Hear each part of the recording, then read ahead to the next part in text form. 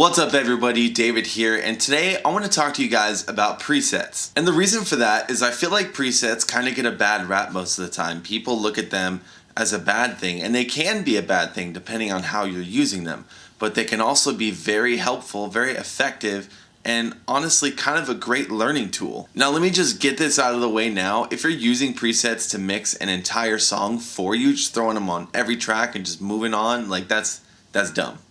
Don't do that. First things first is, I'm sure you've probably been in this position. I have myself, where I open up, let's say, first time I ever had to mix a piano track.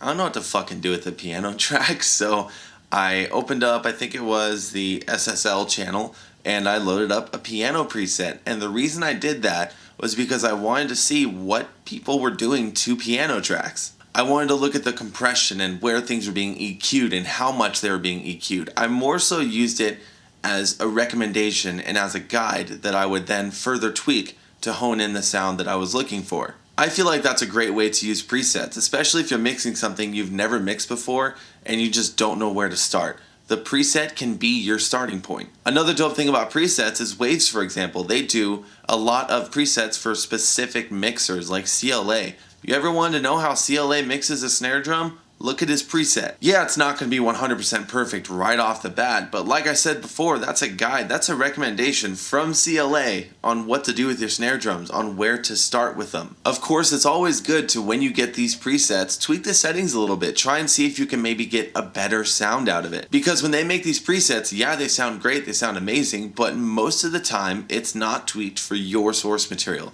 It's not tweaked for the sound you are working with. So a lot of the time you might need to modify it a bit to fit your sound. And that's not to say that sometimes you might not load a preset and it might not be perfect. I actually have a preset that I really like. The Big Toms 2 on the Virtual Mix Rack Blue Compressor.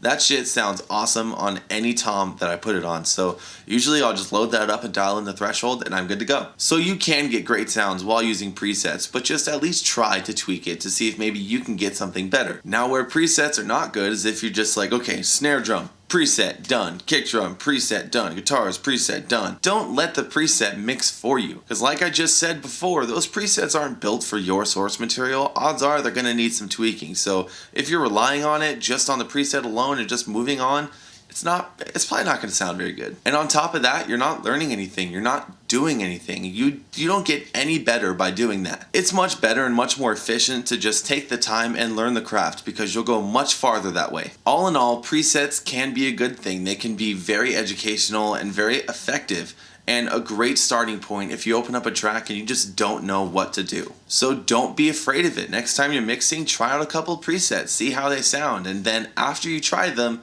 tweak them, see if you can get them to sound better. Experimenting is always an incredible thing when mixing, so don't be afraid to do that. Don't be afraid to try out new things, and don't be afraid of presets. And that's it for today, guys. I really wanted to talk about this. This has kind of been on my mind for a while because I use some presets when I'm mixing, and I think they're fantastic. I think if you use them more as a tool as opposed to the end-all be-all of mixing, then you can do a lot with them. And they can really help you learn. So let me know what you guys think down in the comments. Do you use them? Do you like them? Do you hate them? What's on your mind? And once again, guys, do not forget to like and subscribe. There's new videos every single week and you don't want to miss any content. And on that note, thank you so much for watching. My name is David, and I'll see you next time.